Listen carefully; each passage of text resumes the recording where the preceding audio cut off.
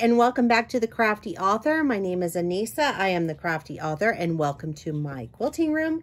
Today we are going to continue our t-shirt quilting series, and we are going to be cutting. We are going to be taking our backing squares and cutting those. We're going to sandwich the t-shirts with our backing and our batting, and then we will quilt it. So we're going to jump right into it. I'm super excited. I hope you are too.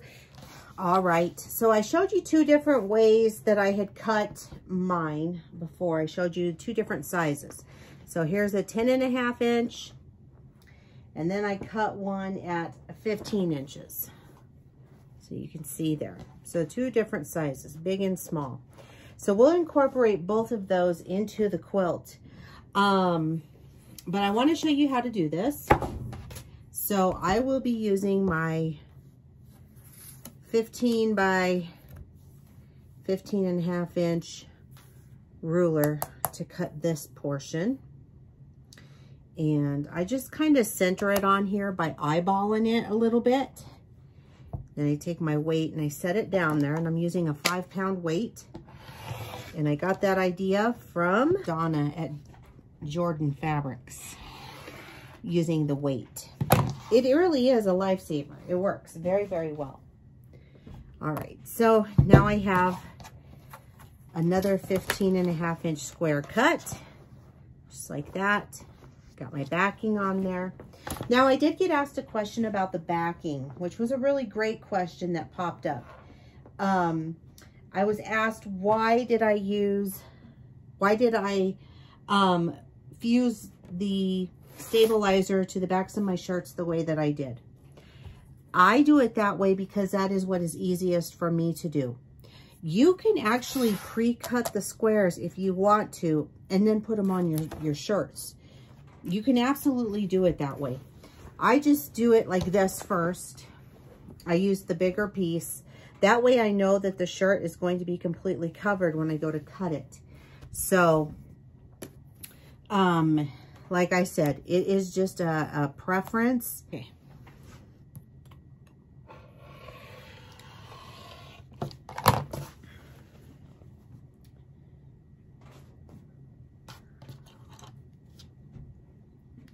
So I have another piece cut. So that is how you cut your squares. If I needed to do it smaller, then I would just take it and place it down on top of my design, and I'd make sure that my design fits inside of my square, and then I would cut it all the way around, just like I just showed you how to do that. All right, so I have gone ahead and counted all of my squares, and I have 24 total. So I have 9 10.5 inch squares, and I have 15 of the 15.5 inch squares. So I have my fabric that I'm going to be working with, and it's this really cute polka dot flannel. I have this on the bolt, but you can find and use whatever it is that you're going to use for your backing. And all I'm going to do is, for my 15 inch squares, is I'm just going to cut some fabric here. And I know I'm going to have leftover, so I'm not concerned. I know it's going to be, there's going to be extra. So I'm going to have this in some scrap. So I'm not too worried. But I like to cut this at 2 at a time. And so that's how I'm going to cut this. This is going to give me 2 15 by 15 inch squares.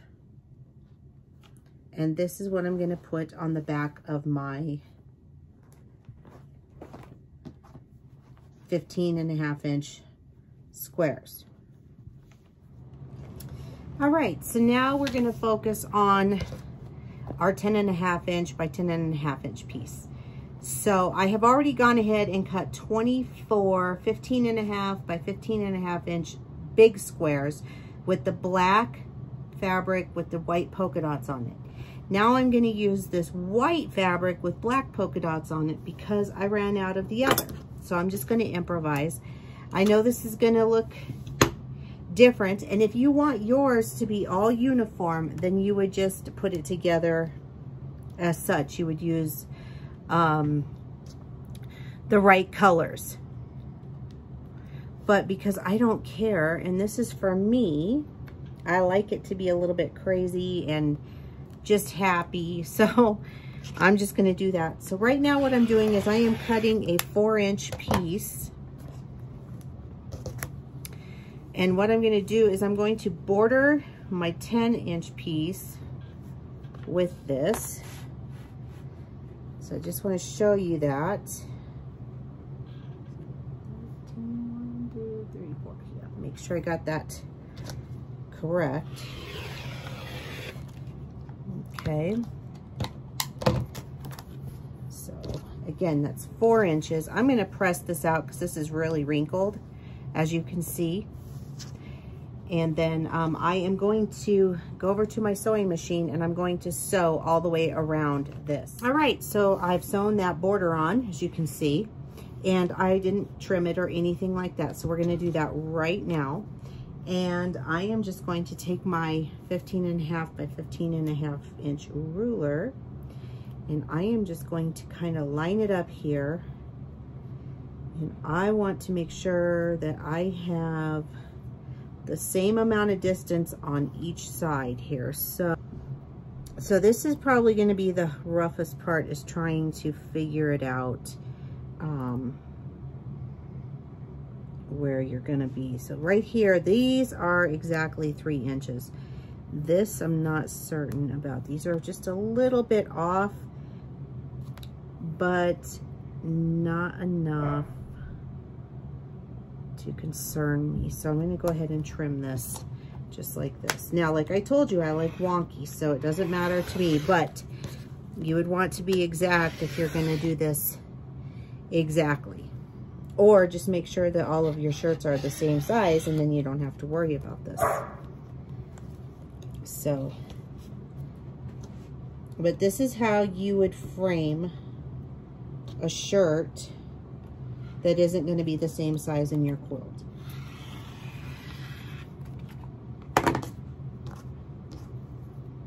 Okay, and now I'll show you the moment of truth here. Look at these little threads. All right, there you go. Voila. So that is what we have now. And now this will fit with our 15.5 inch backing. All right, so the next thing that I'm going to do is cut the batting. And I'm just going to go ahead and make it the same size as my square. So we're going to stick with this 15.5 inch square, because that's the size I want all of them.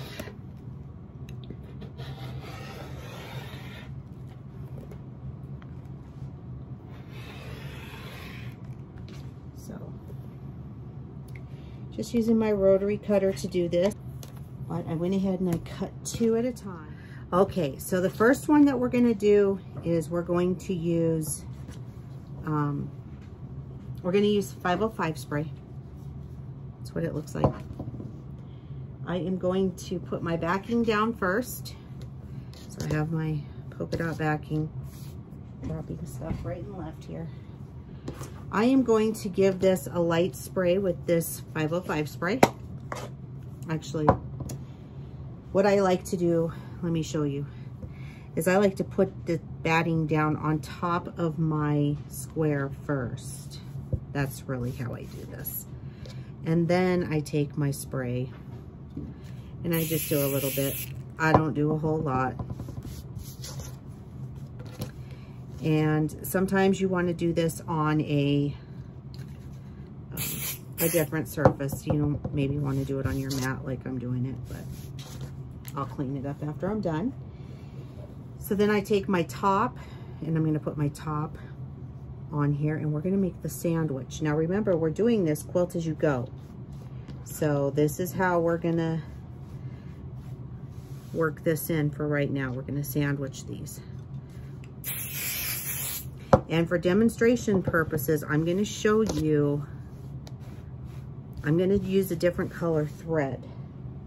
So you'll want to use matching thread. I will not be using matching thread. Okay, so now that's done. That's all put together. And I just kind of move it around on the back just to make sure that everything is kind of nice and even and covered. The stripping is going to help cover that as well. So I'm not too worried about being real particular with it. I'm going to take another one, another backing piece. And again, I am just going to put my batting down. Now I put the scrim side down, and you can also cut your batting a little bit smaller. You don't have to have it as big as your square. And a lot of times I will do that. So, but just to show you how to do this properly, we're going to do it with everything being the same size. Plus it makes a really awesome t-shirt quilt. Okay. All right. So there's that. And then we're going to take another top piece. I'm going to take the top of my cold play here. And I'm going to set that one down on top. Okay. And I'm going to pull that back, and I'm just going to spray it with my 505. This really does help to keep the layers in place. You could put pins in if you don't have, excuse me, spray. And I would recommend pinning it because you don't want your layers to come apart. Just make sure you smooth everything out. Make sure that you got everything on here nice and neat. Okay. All right. Like I said, when we go to sew on the strips, that's going to cover this part. Now, I could trim it off if I wanted to, but I'm not worried about it, so I'm not going to do it. Okay, so like I said, I'm going to be working with some different colored thread. This is a good time to use decorative stitches, or it's also a great time to do just a straight X on your quilting. So you can also use your embroidery machine to quilt this if you wanted to. So I wanted to toss that out there as well.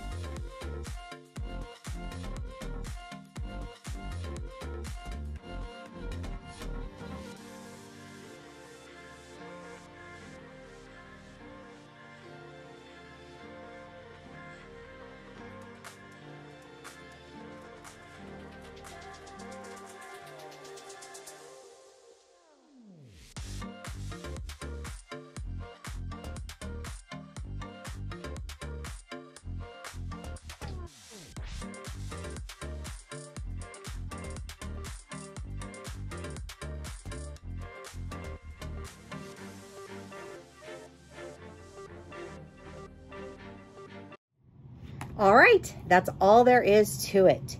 So this is what we have left. Once it's done, you can see what it looks like here. And this is what it looks like on the back. And this is the one that we pieced. You can see I used the rainbow color thread there. And then there's this one. Okay. That's what it looks like on the back. So it looks really, really cool. So for your homework, what you're going to want to do is get all of your shirts cut, get your batting cut, get your backing cut, and get them all put together and start quilting them. You can do it with a squiggly stitch like what I did. You can do it with just a straight stitch across. You can use any decorative stitches that you want to on your sewing machine, and you can also use an embroidery machine and do a fancy design on there if you want to. It's really, really up to you. but there's no like right or wrong way to do it. So whatever you're feeling like doing, have at it. Okay. So if you'd like to follow me on social media, the links are down below in the description box. Don't forget to give this video a thumbs up. Click that little notification bell. You'll get notified each and every time I upload an awesomely cool new video. And keep on crafting. I will see you guys next time. Bye-bye.